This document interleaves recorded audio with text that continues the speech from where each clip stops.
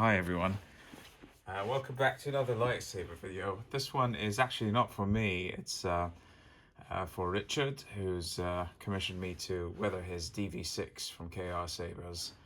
So I thought I'd just quickly talk about the process. So this is a box. This is a relatively new hilt from KR Sabers. Really beautiful. Just got it a couple of weeks ago. Very impressed with it actually for an install friendly lightsaber. I think these are probably made by Elf.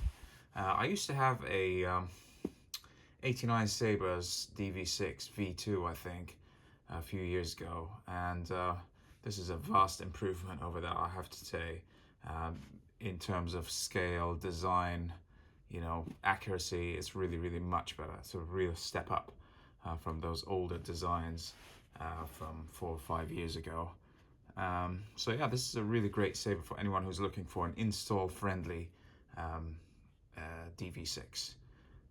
Okay, so let's just go ahead and talk about that and just show you what I did to make it look a little bit more aged and sort of accurate to the real prop as it exists today. So obviously I discussed it with Richard, found out that he wanted it to go really very weathered, aged, rusted, all the nicks and scratches that you've seen in the prop.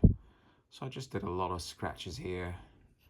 Obviously there's a few reference photos of the DV6, so I tried to do these as close as possible to what we see, so they're not quite random. They do match the photos over here in the shroud area.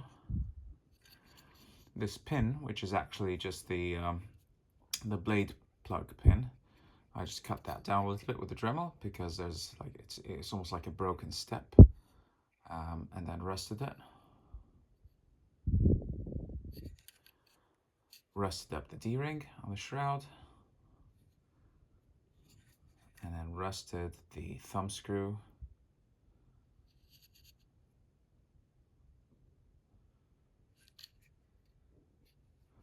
A few more scratches down here in the double ball catch. This is all accurate to the prop.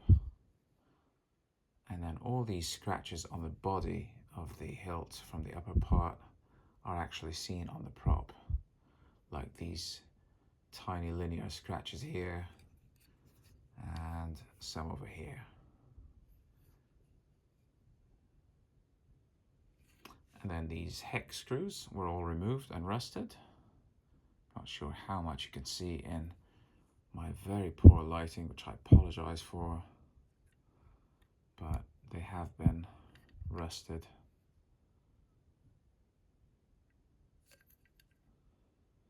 So what I did not do, obviously, is strip or remove this anodized black finish, because that would have been a very lengthy process and would have just added to the cost and the time. And I think it's a really nice black finish anyway. Again, an improvement over the 89 Sabers version.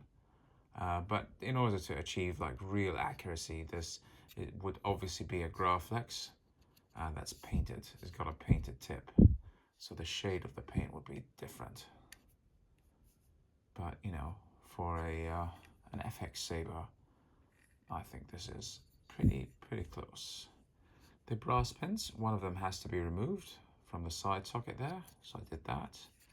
I left the other one, I removed it and then aged it with some brass black, so it's a little bit more, it's a little bit darker, more weathered looking.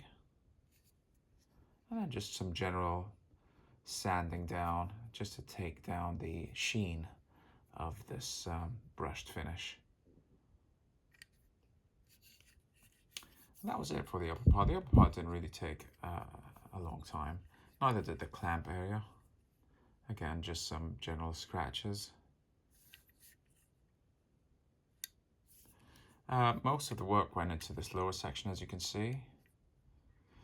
So this lightsaber comes with these rubber grips, which are comfortable to hold, but not accurate. And you can't really do much with them in terms of mods. You can't, because one of these grips has to be bent, and you can't really do that with a rubber grip.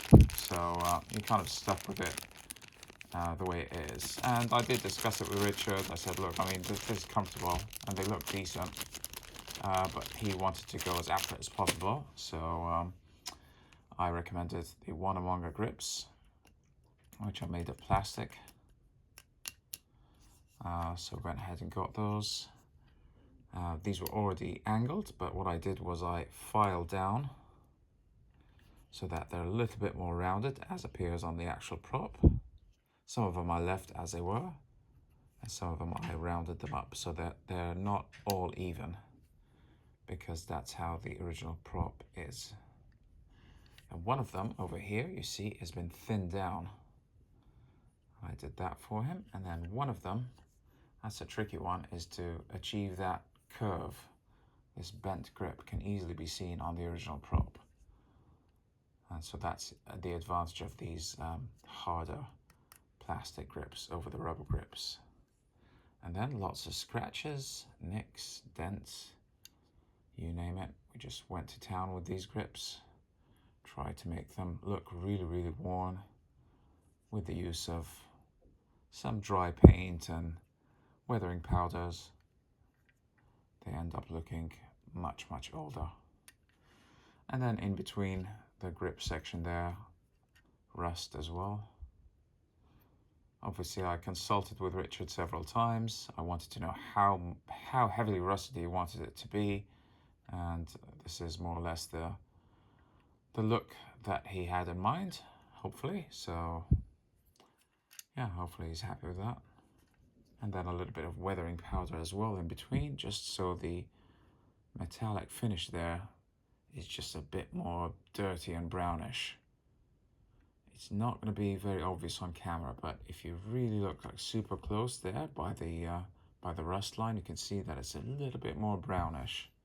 I'll show you a little bit later on what I mean on the cobalt. So another feature of the DV6 handle is the presence of 3 holes that are drilled into the body. 1, 2, and 3.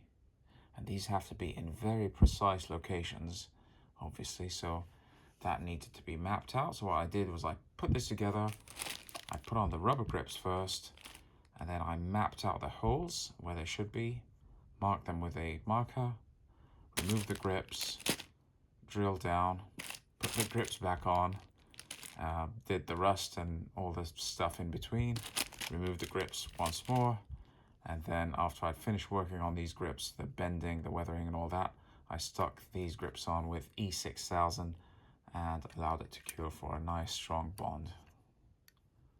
A little bit of rust there between the grip section and the end of the clamp.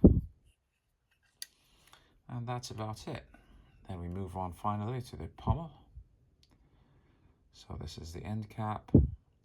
I was very, very pleasantly surprised that the cobalt actually, when you put everything together, because it unthreads this end cap. When you put it together, it actually lines up to the accurate orientation, which the DV6 did not have.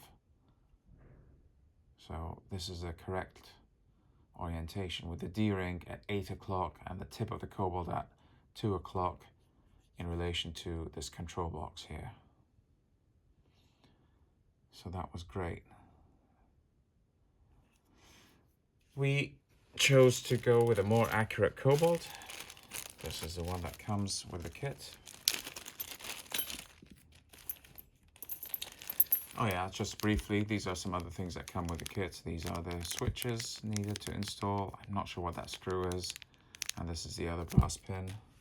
And it comes with this beautiful collectible pin or coin. Oops. Nice little collectible coin. So this is the cobalt replica it comes with. It's very chrome. It's not really the right sort of shape, but it'll do. D-ring. If you want to leave it, it's fine. But we just went with the better one from Wonawonga. Cobalt and D-ring. But we did leave the hex screws. Again, I talked to Richard about this. I asked him if he preferred rivets, but he felt that this would be the safer choice. So yeah, that's fine. So just weather this down again. Again, here, look at the cobalt. If you see that brown, these brownish streaks on that, that's the same thing I was talking about earlier in between the grips. Just makes it look a bit more aged. Obviously, these rust spots are all accurate. A lot of rusting here on the sides, all over the end cap and the D-ring.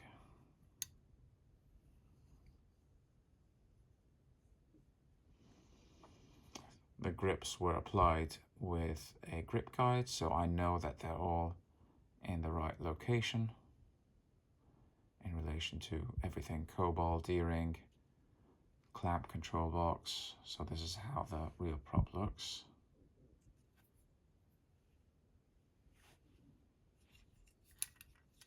And that's it. And it's so this is a great option for someone who wants to have a moderately accurate DV6. You know, it's not, so the most accurate you can get is by a Graflex lower, upper, and the 1-on-1 conversion kit. But there's nothing you could do to install that because there's a solid piece in the middle. It's just not installable. It's not the way it works. That's going to be your most accurate to the real prop, and it's a display only. So I think this is kind of the second best option if you want to have an actual lightsaber that you can install with electronics. Is this kit from KR Sabers, which with a little bit of time and imagination, you can turn it into a really, really nice looking, aged, accurate lightsaber. And not really a lot of extra parts were needed to be sourced, just the 1-on-1 grips, cobalt, and D-ring. Everything else is already in the kit and looks great. So yeah, perfect. Okay, well, thanks again to Richard for giving me the opportunity to work on his lightsaber. If you're watching, I hope you're pleased with the results. And thanks again for everyone else who's been watching and supporting this channel. As always, I welcome your feedback, your comments, your questions. Feel free to reach out. If you want me to help you out with any commissions, just let me know. Thanks, and may the force be with you.